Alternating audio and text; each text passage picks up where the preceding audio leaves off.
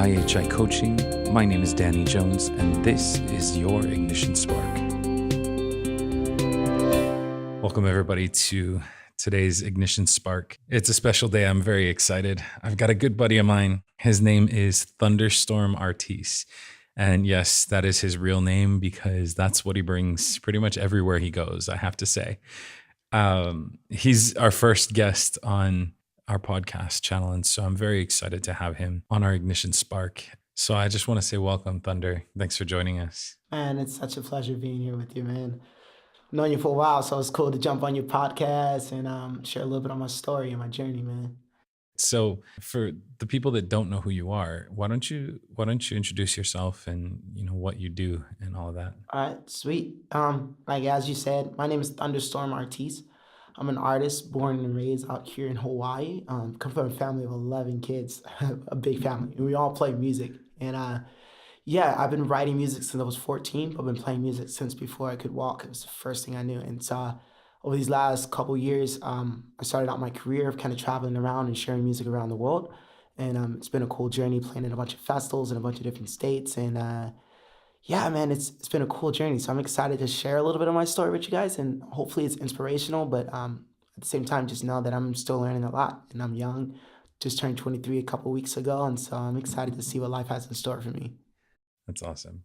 Well, thanks again for being here. And so you talk about being a musician, and I know that there's probably millions of young people who are like, I just want to be a famous musician. And whereas I know that you don't have your triple platinum records yet. Yeah. I personally, I'm biased because you're my buddy. I'm your homie. Yeah. So. So I'm obviously biased because I love your music, but and I love your whole family. It's not an easy road. No, it is not an easy journey at all. Music is my passion. Music is what I love, and it's a part of who I am. But there's so many times, like in my career and in my walk, that I think like maybe it's better sometimes if I give it up, or like it's like I got bills I got to pay. I got my siblings, my mom that I got to support, like, and stuff, and like how am I gonna do it if I'm playing gigs where sometimes you just get paid $150 to play for like 4-hour gigs and stuff like that. And like there's times when you definitely hit that wall, but then there's times when it's totally worth it when you write a song that is that touches someone, and you get to see them being transformed by your lyrics. You get to see them being transformed by what you're saying, and that feeling is something that you can never get back. And it reminds me why I do what I do. And it was a time when I put down music. I put it down for 6 to 8 months. It was the hardest time of my life. I got a job at this pizza place. I was like, yo, I'm gonna join the American workforce. Just work, put money, and get money, put some food on the table for my family and stuff. And then I went on this trip with my brother. He asked me to go on tour with him, and I was like, I'm a Christian, so I was sharing my God with one of my friends. We were just talking. Long story short, there was this time when I said to her, I was like, God creates us all for a purpose, with a purpose, but it's our job to find that purpose and live it out. And as I was saying that to her, I felt like, you had that moment when I was speaking to myself. Man, I know what my purpose is. I know what my passion is. I wouldn't have this gift if it wasn't meant for me to use it. And so I got home from that trip. I quit my job. I'm just going to do music full time. And since that day, man, it's been an amazing, beautiful journey. I've got to travel so many places. I got to tour and share music with a lot of people. I've shared stages with a lot of great people. I'm excited to kind of share that. I told you a story before about one of my craziest journeys. And so I'm excited to jump into that a little bit more. Okay, so you talked about a lot of things just now. And one of the things that stands out to me was the journey. I think a lot of people can relate to how difficult it can be to chase after something that you want. From what I'm hearing from you, you're saying that passion is one of the motivators that kept you going. And then the other thing was when your passion created something beautiful that impacted people. That was something that kind of puts you back in the right frame of mind. Yeah, it kind of shows you the meaning behind it all, right? When I grew up, my dad showed us it was really important to have goals or a purpose, because if you have no purpose, then you're spreading like wildfire. You're going everywhere and you're just exhausting yourself. But when you have a path or a reason and a focus, you follow that narrow path down the line and you see why you're doing it. And I don't know, it just gives me a certain focus and energy, and I get excited about it. Like even when I'm talking now, like thinking about it, looking at the accomplishments, looking at the future accomplishments that I want to accomplish, and just seeing it coming into fruition. Like those are the things, those are the purposes are driven. And like having something like that on the journey is important because anyone who does what I do tell you, man, there are times when you want to give up. And there's times when you want to just do what everyone else is doing, and everyone else around you thinks that you have it all together and that you're, the richest dude around. And you're like, no, bro, I've been eating like top ramen noodles or whatever. But it's like, no, man, I met so many people on my journey who have encouraged me, people who I thought had it all together. And they're like, dude, for the first 2 years of my career, I stepped inside of a car and I went down to this place. I played on the street. I put in my time. It's so easy to look at someone in any aspect who is like famous per se, and to think that that just happened in a day and they just got there, and not see the 15 or 20 plus years before then that they put in the work, they put in the grind, and they put in the time. You just have to do it. Every once in a while, someone gets an amazing breakthrough, but in all actuality, that doesn't happen like 90% of the time. And so I'm excited because I love the journey. I know why I do this. I know it's a part of who I am. It's more than just something I do. It's like my left or right hand, like music, writing, playing instruments, and it takes me back to sitting down in my parents' living room and watching my dad play piano. And it's like, one day I want to do that. Like that drive, that passion, that dream. Those things are, I don't know, the things that encourage me the most. And I hope that one day that I can be that inspiration for someone else. Those are the things, man. Those are the things that never change. And I'm sure, I hope that someone else somewhere here listening to this kind of feels the same way and can relate. Yeah, that's a big struggle. And I know a lot of people can definitely relate to just the daily grind, or to having a dream and just feeling like it's so far away. You said that you just turned 23, and I think that a lot of people, they would look at you and be like, "Oh, this young kid, he's making it so, making it so big. He's doing all these touring shows." But I like that you mentioned this in the beginning, because I think it's important that people see that it's more than 20 years of back work.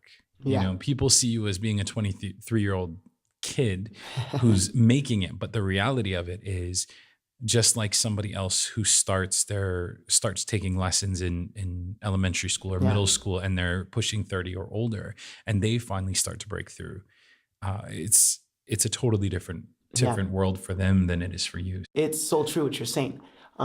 Because I've been playing music with my family professionally since I was like 7 or 8. That was just instrumentations and different instruments like drums, piano, bass, guitar. But I didn't start singing and writing until I was 14. So from 14 to now, I've been performing, writing my own music, and touring with my brothers and touring by myself. But get this, I didn't start working with the booking agent until this year. So whenever there was a travel or a tour or anything like that, we would call up the venues ourselves. We would send them emails. We would send them links to our videos. We would send them links to our own things and set up a tour by ourselves. Because my dad used to say the only thing stopping you from doing that is a 4-letter word. It's called lazy. You're not driven enough to get up and make it happen. You're waiting for someone else to come along and make it happen Man. for you. And so every day it's about getting up, making those phone calls. When you have a great show, cool, celebrate for a little bit, but then knowing you got to get back up and you got to do it again. It's like if you're an NFL athlete, you have one good game, you can't say, "Oh, the season's over." No, you got to do that again and again and again and again until you get to that point till you can really rest. But I've got to travel all over the world. Germany was the first place I went to, and then I went like all over the East Coast. I've been all over the West Coast, and I've been to a lot of cool places that I'd never thought would be possible. And I've shared music with rooms filled with a lot of people, and at festivals with a lot of people, into rooms with 2 or 3 people, and still poured my heart out, because Good. you never know when there's one person that needs to hear what you have to say.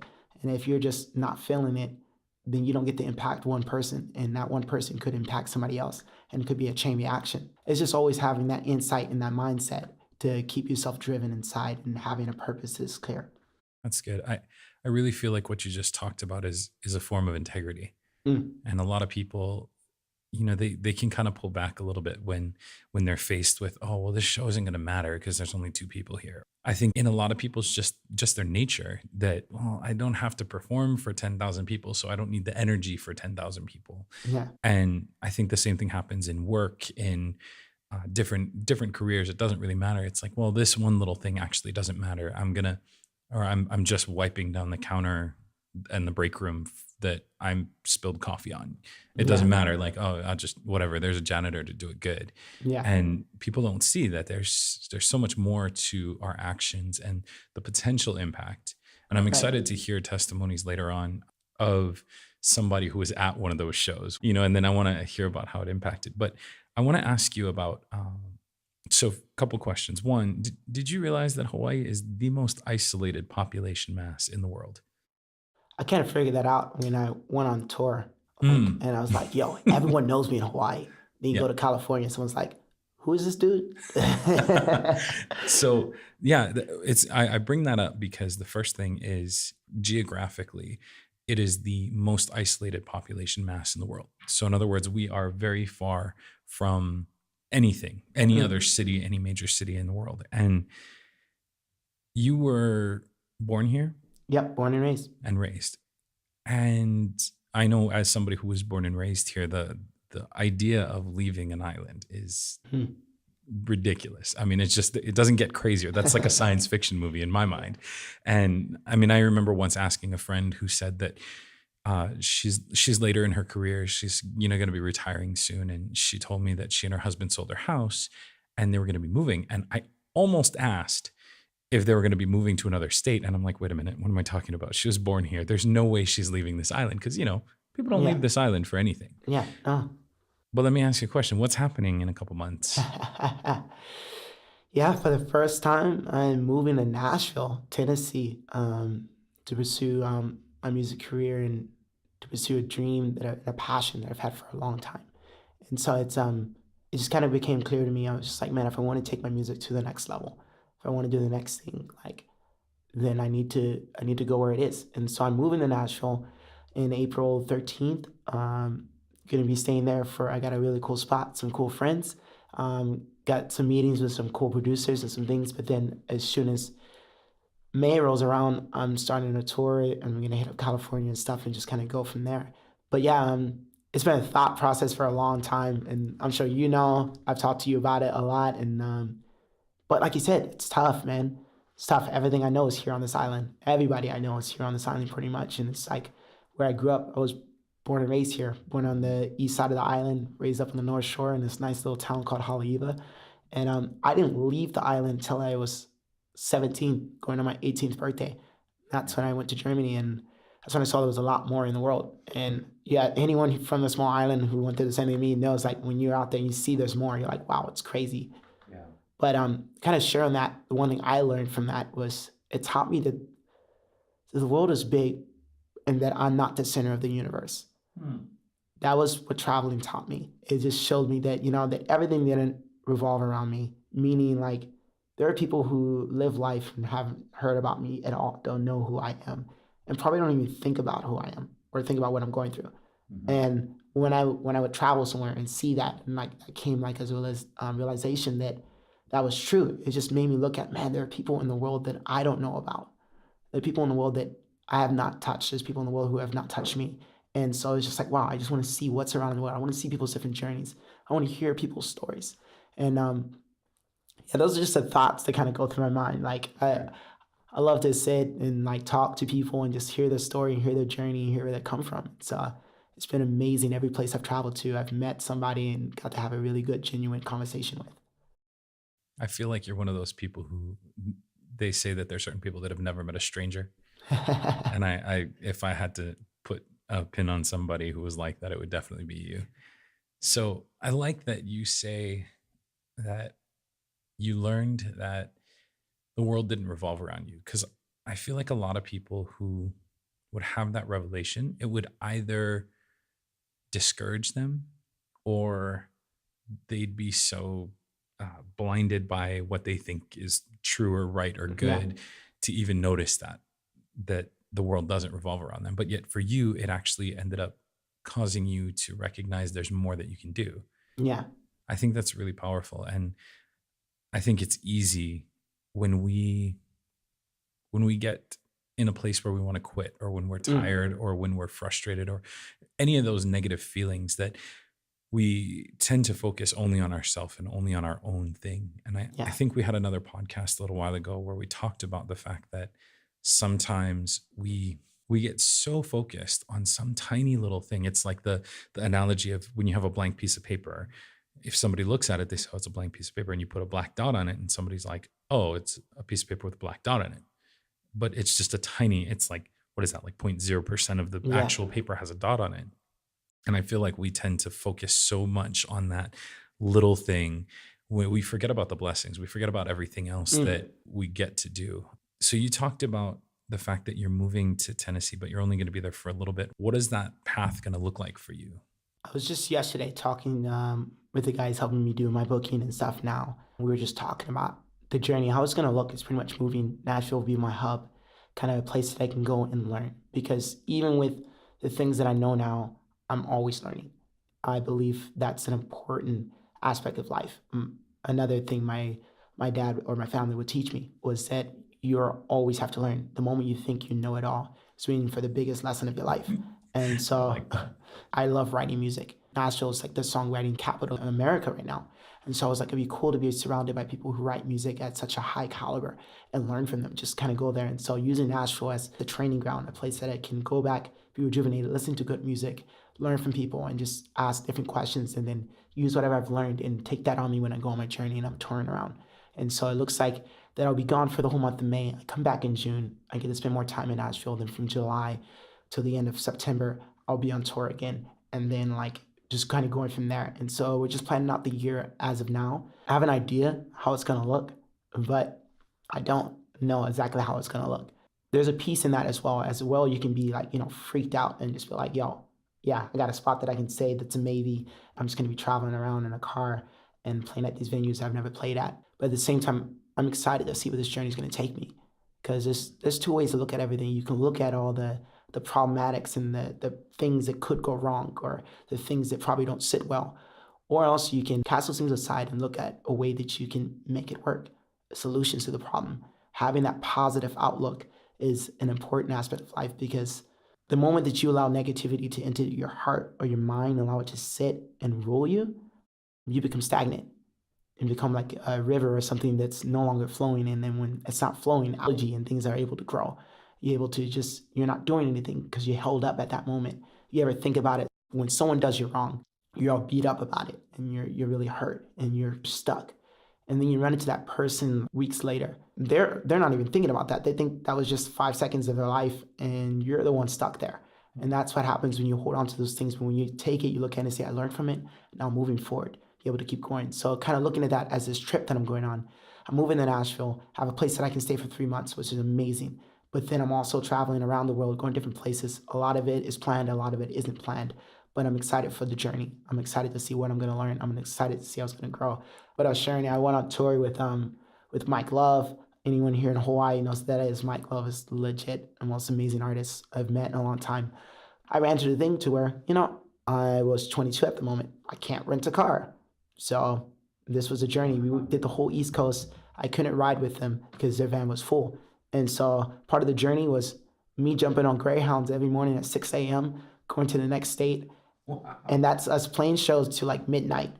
I sleep for like 2-3 hours. I jump on a Greyhound around 6 a.m., 6:30 a.m., sleep on the ride that's usually like 8 hours or so, get to the show and repeat that for almost like 3 weeks straight. And that was a hard, tough journey. It was the first one I've done by myself. It taught me a lot. I could have complained and been like, dudes, this is too hard. I'm going to quit and go out. But it taught me that I can't blame anyone else for my lack of time management but myself. I can't blame anyone else if I do a poor show because I'm held up on the fact that I didn't get enough rest. And I can't blame anyone if I stay up too late and decide to watch a movie on my phone instead of sleeping like I need to. And so it just taught me a lot of things of, hey, these are the things you need to get online. Is it something that I want to do again? Probably not. But there's a lot of things that I learned from it. And that's the most important thing. Just if we're being honest, I'm not going to be hey, guys, let's do another tour. I'm going to jump on Greyhounds again. And we're like, let's try to steer away from that if we can, because let's learn from what was wrong and make it right. Absolutely. But at the same time, like, the coolest thing was me sharing that story with the people when I was at the show. The coolest, if you have time, the coolest story, dude. On my way to Philly from like Boston, I think it was. And so I think it's like what, like a 7, 8 hour drive, something like that. So we're on a Greyhound. So on like the first 2 hours that we're driving, the AC cuts out. Now we're in a bus full of 60 people, no AC. The windows are shut. We cannot open them. So we're in a sauna for like 2 hours straight. Everyone's sweating. The bus driver's sweating. We're now 2 hours away from Philly. 2 hours away from Philly and 3 hours from the show start time. Mm-hmm. The bus driver says, guys, I'm calling it quits. We're going to call this a breakdown. And we're not driving anymore. So he pulls over, he stops, he gets out the bus. We call it a breakdown. Everyone gets out. We're sweating head to toe. Hey, when's the next bus coming? He's like, so I haven't even called it in, the fact that it's a breakdown. So I don't know when the next bus is coming, 6 to 7 hours. I'm like, dude, I'm 2 hours away from Philly. I need to be there in 3 hours. I need to get there. And I just paid 60, 70 bucks to get on this bus and like drive it. What's going to happen? So he's, well, then you're going to have to stand in line with everyone else and wait for a couple hours. And I was like, dude, if I do that, I'm going to miss my show. So I'm going to bite the bullet. So I went, jumped on a train, caught an Uber somewhere, and I got there literally 15 minutes before I had to go on stage. Threw my bags down, took off my jacket, grabbed my guitar, went up there, did a quick 2-minute sound check, started the show, and at the beginning of the show, I shared the story of what it took to get there. It was crazy because it's like, you know, you share your story and people now know this is what this guy went through to get here and share this music with us. And it was probably the best show I've ever played. It was cool. It was like everyone was laughing. We were talking story. It was really cool. We just had this moment of home there in Philly. And afterwards, I went and got a Philly cheesesteak. So I was like, boom, worth it. Yeah, that Philly cheesesteak makes it worth it. Yeah, it does. Yeah, it does, dude. And I got a long, good sleep after that. But just sharing, man, that's like the craziest journey sometimes have the best end result. Once you get there, you have to see it through. But if you call it quits in the beginning, you never see what that journey is about. Because there's someone probably somewhere who needs to hear what you went through to get there. Something else, kind of going back to my family, instruments. I play a lot of them, but my dad would never just buy us instruments. He wouldn't just be like, I'm going to buy you a guitar. He would say, you have to work for it. You have to work for it, you have to earn it, you have to show me you want it. Because if you work for it, then when you get it, you're going to appreciate it so much more. But if I just give it to you, you're going to be, oh, it's another guitar. You're going to play it for a couple hours, and you're going to toss it aside and just like a toy for Christmas or something like that. And so, meaning a lot of these shows are these things that we're working for and we strive for and we put all our energy into. When we finally get that and sit on grass, we enjoy it so much more because we know the hard work it took to get to that moment. And that's why you can sit there and you can be like, yo, we accomplished that. Like, I went through it. It was worth it. I did it when I didn't want to. And now this result at the end, I'm so proud of. And that's how I felt after that show. That's how I felt after the tour in a whole. I had a blast with Mike Love and the team. I had a blast playing in every single state that I went to. I made amazing friends. I got to meet up with a lot of long family friends. I could have just said, wow, this trip is going to be a total bust and I'm not going to do it. I'm just going to sit at home and play my games, which is Fortnite, like 24/7, and just like do that. But instead, I decided to go through, bite the bullet, and make something happen. And it was probably the best journey of the year. Man, you just gave 7 or 8 just amazing life lessons in there. And as best as I can remember, I want to just touch on them so people can catch on. You know, the first one that I'm thinking of is the journey. Yeah. It's so easy to get caught up in the destination that we forget to enjoy the journey. True. And you said earlier that some of it's unplanned, and so I'm just enjoying the journey, and that's really powerful. Because if the only thing that you're shooting for is the goal, and you forget to stop and smell the roses, if you will, it loses it. You know, True. it's sometimes it's too much, but in the getting to the actual goal, one of the things that you hear a lot of people talk about is hunger, and as being hungry. And you've met Noelani, yes, and we're gonna have her on next. But she has an amazing story of what it looks like to be hungry, and it's funny because it's such a tangible thing with her. But for you, I can hear that hunger. It takes somebody who's hungry to get someplace, to be willing to catch that bus and then spend the extra money on a train and know that you're probably actually going to lose money to do this performance. Like you're probably not going to get paid enough to cover the $60-something train bus ticket and then the train ticket and then the Uber. And then the amount of effort that goes in, plus the fact that you've spent years training and yet here you are getting paid barely enough to cover the cost of getting there. Yeah. It's so easy to feel entitled and think that, oh, I should have, like I should be getting paid. Don't you know what I went through? I remember when I had my DJ company, I didn't, I was still learning about a lot of things. And I got a call that there was somebody said, hey, can you and your boys do a wedding? And I was like, yeah, of course. When did you have in mind? And he said, well, the reception just started and the DJs aren't here. And I was like, we're on completely wrong sides of the island here. My equipment was set up at a bar and on the east side, and the wedding was in Waikiki on the south part of the island. And it was a disaster. And I got a speeding ticket. And that speeding ticket basically took up 70% of what I made from that job. And I was so mad because it messed up my record, and it also cost me money. But at the time, like, I just really wanted to help this woman who I'd never met. And then this guy who was a DJ in the community, and he just said, hey, I don't have the gear to do this. And so I wanted to help him out. And it was all a disaster, but it's just those stories that, this is some of the things that we have to do to get to where we want to be. Yeah. And I love it because I'm excited hearing your story now, and I'm really excited getting it down on a recording because I know regardless of whether or not you gain, I don't know, Bruno Mars type stardom, or if you become somebody who just is known in certain areas, I know that you're going to succeed in what you do because Thank you. of the hunger that you have. Because I mean, even just on sheer talent alone, you should be able to succeed. But I'm sure you recognize with probably people that you've played before or played with before that it's a lot more than just talent. Yeah. And actually, before we go, because we can make this podcast as long as we want to, because I don't have a time Hey, limit. you're the boss. Yeah.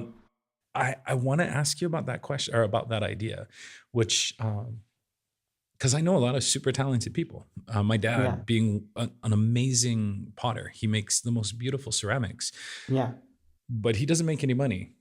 Yeah. So, um, what do you think is the difference, between True. talent and actually becoming successful? It's a hard thing, and I'm still learning it. One is knowing your own self-worth. A lot of people who are talented, just like myself, we tend to think about the people that we're gifting, not ourselves. I would do these long hour shows and just be like, oh, I'll do it for free. I'll just do this. I just like, I don't want to charge anything. Unless you're around someone who really appreciates what you're doing, who are going to know your worth and pay that for you.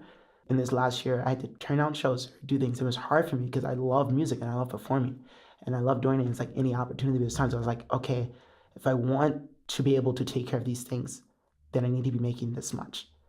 And I have to set these hard boundaries for myself. I would say the difference between someone making, I know, a lot of money or someone not is just knowing your own self-worth and then standing on it, but having a reason why. I knew I had to start charging more because I was like, yo, I'm not married, I don't have a family, but my family were tight. So my siblings, my mom, and everyone, I'm like, dude, I got to take care of them. Me making just enough money to where I can barely take care of myself doesn't mean that I can support them. And so it's like, I need to charge more so I can support them. I need to do this more. This is what I need to do. I need to raise my content. I need to raise these things. It's just the drive, it's just a mentality. And then the more you do that, the more your circle starts to change. More people start to recognize that, because if you don't think you yourself is worth it, no one else around is going to think you're worth it. And so everyone else around is going to be like, oh, you don't think much of yourself, so we're just going to pay you this much. We're just going to do this much. We're just going to say this. It used to be so hard for me. I'm not a jealous person at all, but it used to be really hard for me that sometimes I would play a show at a venue and they would say, we can only pay you $150. And then I was like, okay, cool. They're like, yeah, that's all we have. That's all that's on our budget. And then one of my very good friends would play next week and they pay him like $500 to $600. Yo, what happened? They're like, yeah, no, I just asked for this amount. And they were like, okay. And they just went for it. And I was like, yeah, what happened? They're like, yeah, no, dude, if you don't tell them that this is what you're worth and you stand firm on that, they're going to go the cheapest route always. That hit me really hard because I was like, yo, I had this, this thought that everyone in the world is pure. Everyone in the world is going to, if you treat them right, they're going to treat you right. And that's just how life is. And anyone who, I don't know, lives on the East Coast knows that that isn't true. And so, that was the one thing that just kind of gave me that rude awakening. And I was just like, okay, like, what do I need to do? Like, And then that was one of those things again where I could get upset and be like, I'm never playing at that venue again because they cheated me and whatever. There's two ways to look at everything, a positive or a negative outcome. So I was like, cool, this is what you did. This is how you did it. Cool. Now I'm going to step on my stuff. I'm going to step on my game. I'm going to figure out how I need to project myself, how I need to establish and like present myself to these people, and then to see how it works and what doesn't. And it's cool. And so now, like, some places that would only pay me a certain amount, I stopped playing amount of time that I used to play there, and now they want to pay me more. And like they're like, hey, we see what you're worth now. We see what you're bringing in, and they want to do it. And so it's just, and I'm still learning because my oldest brother Ron, I'm sure you know him, and most of you guys, if you look up me, you'll definitely find him because he's killer. That dude is intense. And so he's one of my amazing mentors when it comes to that. I worked together with Ron for, I don't know, 5, 6 years as a duo. So watching him set shows, be hard on people like, hey, no, this is not what I'm doing. This is where I'm keeping stuff. And then now Mm. you watch him where he is now, and you see that he kept that mentality the entire time, that integrity, and people respect that. They saw that and they just know him. And now like people are paying him what he's worth. And Wow. so I would just say, man, it's just self-worth. If you don't love yourself, and for Christians, kind of talk about this, a pastor shared this with me. It's one of the commandments, right? Is love your neighbor as yourself. It's a commandment that God gives us. Now, how can we love our neighbor as ourselves if we don't love ourselves enough to take care of ourselves or to see our self-worth? We will never see anyone else's worth. We will never love them. And so it is so important, it's even biblical, to take care of yourself, love yourself, and see what you're worth, and take the time to fine-tune you as a person and look in the mirror and look at yourself and say that you're worth it. You're worth the fact of getting what you're worth when someone's going to pay you. You're worth the fact of, hey, I'm going to take this time to rest. I'm going to take this time to do this. You're worth seeing that you don't have to sit down inside of a room and say that no one cares about what I have to say, so I'm just going to change who I am to become someone else so the world will accept me. Mm. God formed you in your mother's womb, who you are. You trying to change who you are is saying that God made a mistake. And you can trust me, God doesn't make mistakes. And so, yeah, and that's a long way. I hope that kind of answers the No, that's question. really good. And so, I appreciate that answer. There's a lot of people that I've coached in the past, especially small businesses mm, or people who have the idea for a business. One of the big one is photographers, yes, because there's so many photographers in the world. Nowadays, anybody with a camera can call themselves a photographer.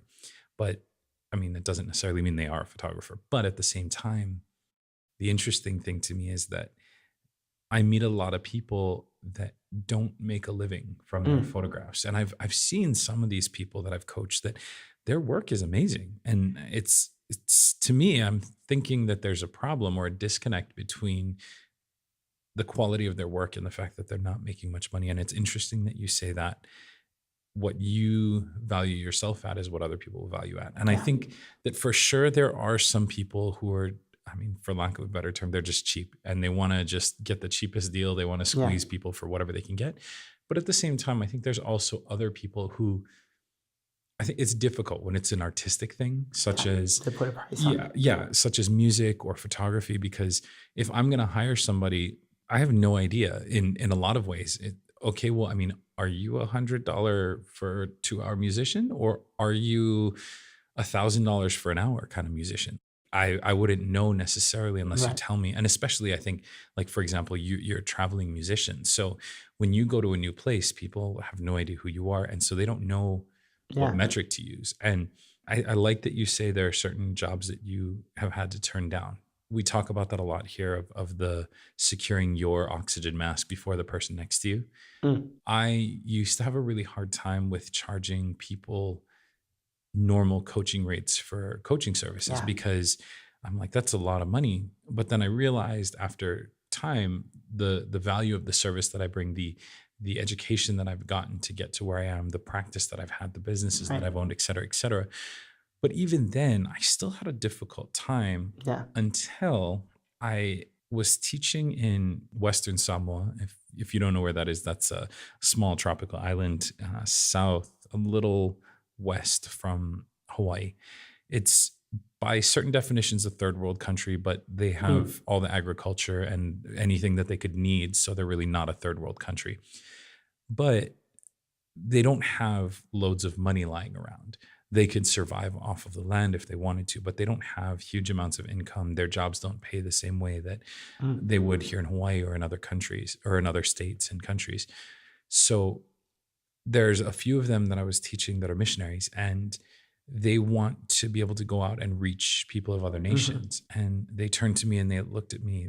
This was when I was very first starting coaching. They had asked me if I could support them. And my heart was absolutely, I want to support you. I want to give you Mm. money. But then when I looked at my bank account and I realized that I hadn't been charging people enough for my coaching services, I didn't have anything left over to give them. I mean, I was able to give them a couple Right. $100 total among all of them. And, they were needing 500, 600, maybe $1,000 each person. And so I couldn't help them. And so Yeah. I feel like there's this, I don't want to say lie, but this just misconstrued idea that being nice means falling on the sword for everyone around you. Mm. And I it's difficult to get people to see past that idea that no, I'm charging you what I'm worth because of the fact that one, I'm worth it. And two, I have things to do. Right. I have, like, for you, you have your siblings and your mom. Right. And, for me, I have different organizations and missionaries that I love to support. But if I don't have a way to support them, then I can't do the thing that's burning in my heart. Right. True. And I like that you say that um, it's not just about you, but yet at the same time, you have to think about you. Right. And so much of it, people miss the point. When they're starting out, they're like, "Oh, I'm gonna charge less. I'm gonna charge less. I wanna undercut the competition so I can start out." And Right.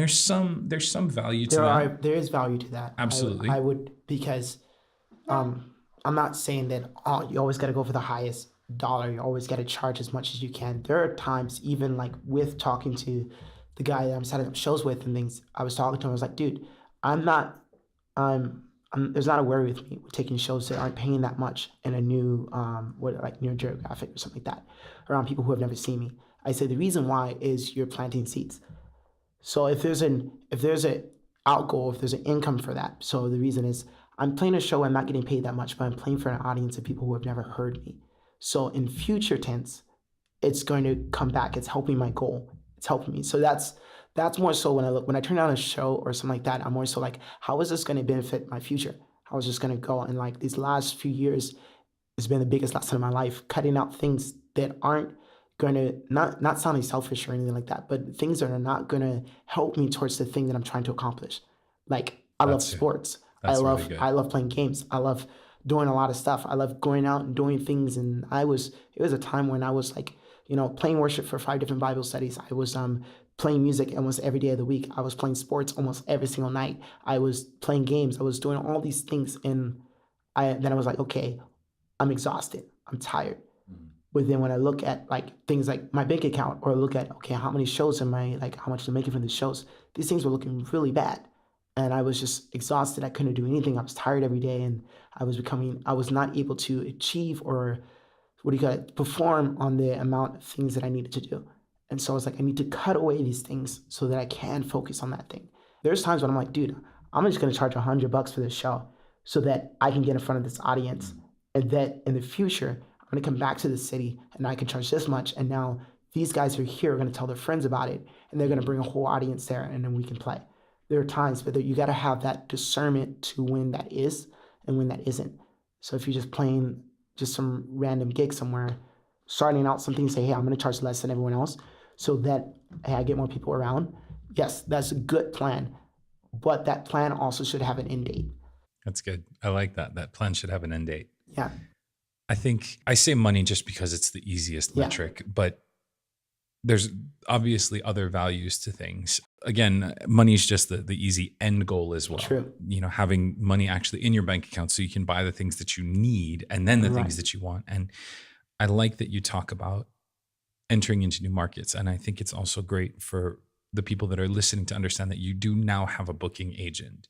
Yes. So for me, I coach people to try to get them to see the actual cost valuation of something. So for example, you say that I charge less. So let's say, oh, I'll just do this one show for $100. So that way people will see me and hear me and experience me, because a couple things. One, your talent will by far without question Right. carry itself in the end. So it's not like you're trying to trick people and get them to give you, $1,000 one time because you're actually a No, terrible no. performer, Yeah, they And get there, so, start doing the jig, like, oh, I just made $1,000. I just made $1,000. but at the same time though, like people see, that's why I said first that we're talking about money, because that is the way people see value, is the money.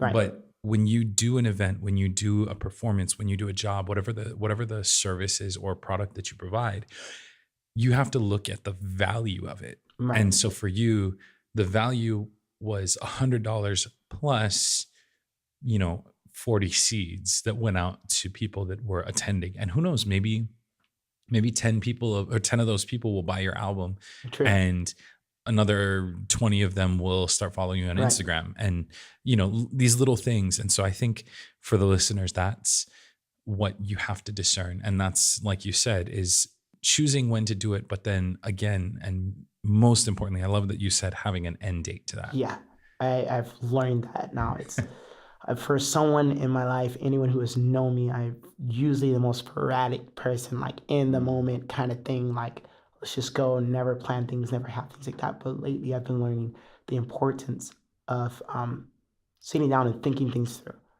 I love chess. I've been playing chess since I was a kid, and you really have to think chess through. You have to think 7 steps ahead of your opponent. You want to be good enough to where you're actually playing yourself because you've already anticipated what they're going to do. And that was when I changed everything, because I was like, I'm good at chess. I love chess. Now, how can I take the mindset that I use when I play chess and translate that to my work life? Okay, now and that's how you look at things, and you start to change things. You start to look at how you do things. But going back to about what you were saying about the fact money isn't everything. I try not to think about money always. But also the fact is, if I do a show and I charge a lot of money for it and then people hate my show, I'm the kind of guy that would give everyone back their ticket money and say, here, if you didn't like what I had to offer, and you thought it was trash, please take it. I'm going to go home. I'm going to work on it. And then I want to present it back to you one day. And if you love it, then you can pay me. And that's my mentality. Because if I'm not able to achieve and you like what I'm doing, then that means that you paying me is completely meaningless. And I'm not that kind of guy that's just pushing for money. I'm not that kind of guy that's just looking for the next paycheck. I'm the kind of guy that wants to change lives. I want to impact the world. I want to change things. And if you want to change people, money is good. It helps you pursue things that you want to pursue. But in the end, you can't take money with you when you pass. Right. In the end, all that matters is the legacy you leave behind, the people you've touched, the lives you've changed, and the things you've done. If everywhere you go, people don't like you, you're like, yo, we're not going to go to this guy's show because he just plays the same song for 5 hours straight and then just be like, hey guys, pay me my money. I'm good. I'm gone. No, you want to be able to, each show to go to, you have something special to sharing. You have a nice message that's going to leave them, make them think about something as they go away. It's like a really good movie. You want a movie that has a plot that's not just one layer that at the beginning of the movie, when it starts, I can anticipate.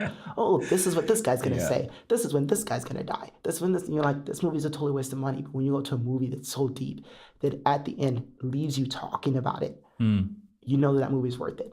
And so that's how I feel about my journey. I want every second, I want every show, I want everything for the people who come to know that, okay, it was worth it. And if there's something you don't like, I say this true about myself, and I've said it for my entire life, and I'll say it to now. You can come up to me, and you can tell me, you're not worried about me just casting you aside. I love criticism. I live for criticism. My dad, growing up, would teach me there's 2 ways to take criticism. One's to say that they don't know what they're talking about. My dad would use more colorful words, but I don't say it. Either is to say they don't know what they're talking about, or the other one is to say they saw something wrong. Whether I agree with it or not, I'm going to go home, I'm going to work on that, and then I'm going to present it back to them. And when you do that 10 out of 10 times, you're going to grow as a person. You growing as a person is going to benefit you better in the future, because we can't just look at life as just today and tomorrow. We have to look at life bigger than that. Like, I'm in my 20s, and 20 years from now, I'll be in my 40s. And everything I do from here to then is going to make me the person that I will be when I'm 40. It's going to make me the person that I will be when I'm a father and have a kid now who's looking at me and wondering how they're supposed to live life. Each journey, each lesson, each way that I've bettered myself is going to leave a better impression, a better example for that kid. That's the things that are important to me. That's the journey that I'm looking at. Every step, every lesson, every person I meet, everyone I encounter, the legacy that I want to leave behind is that I'm a genuine person who cares, wants to hear what you have to talk about. If you don't like what I'm doing, cool, I want to hear that too. If you like what I'm doing, I want to hear that too. Like I want to hear everything so that I can work on it and we can grow as people. And so I just believe, man, life is a big journey, and you have a choice of how you live it. You have a choice of, I don't surf much, but it's like you have a choice of how you're gonna ride the wave. The wave can be your best friend or it can be your worst enemy. When you're under there, you don't know how to Yeah. surf. You see that thing towering over you about to crush you, and you're like, wow. But someone who knows how to surf the wave, they see that big wave and they're like rejoicing. And they're like, yo, I know when to paddle, I know when to stand up, and I know that I'm not in control. Mm, And that's the that's thing about a good. journey of life. We're not in control. Like, we have no control over what tomorrow's gonna bring. I can plan my ways, I can plan every step, but everything could change. Tomorrow I could lose my hand, I could lose my leg, I could lose my voice, and then goodbye singing career and everything. But what have I learned? What did I get from my journey? Where am I going to take with me to the next step? And that's what's important. When you know that's important, I know that music is who I am, but music's also a vehicle for me to carry on a message that is powerful, a message that is going to change lives that I encounter, that I hope will change lives that I encounter. And so that, in a sense, is what my goal is. In a sense, that's what my journey is about. In a sense, that's my story. That's awesome. Well, I think I want to wrap up here, but I do want to point out that you said that you would return the money for the tickets to a concert if they didn't like it. Yeah. And it's one of the things that I love about you is that you know what product you provide, or you know what service you provide. Yeah. And I think it's a huge mark of confidence. And because I've heard you play, I know it's not a sign of arrogance. It's actually Yeah. No. confidence in who you are and the abilities that you have. And the last thing that I want to say before I kind of just thank you and close out is the quote that you said from your parents. And it was cracked me up so much. It was such a beautiful way of saying it.